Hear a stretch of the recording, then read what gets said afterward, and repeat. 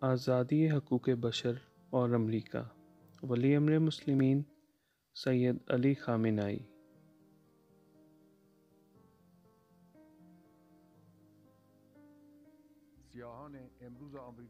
آج کے امریکی سیاہ فام انہی مظلوموں کی اولادوں میں سے ہیں جو مغربی استعماریت کے ہاتھوں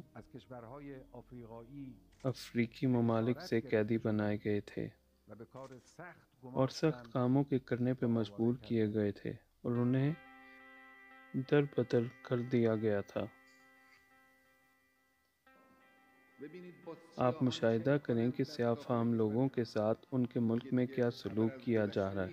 یہ کوئی ماضی کی بات نہیں ہے، 50 سال 100 سال پہلے کی کوئی بات نہیں ہے کہ جو یہ کہیں کہ ہم نے اب اصلاح کر لی ہے۔ امریکہ کے بڑے شہروں میں یہ آج ہی کی بات ہے۔ آپ مشاہدہ کریں کہ اب بھی نسلی امتیاز کا مسئلہ اس ملک میں کہ جو آزادی اور حقوق بشر کا دعوے دار ہے، نسلی امتیاز کا مسئلہ اب تک حل نہیں ہوا ہے۔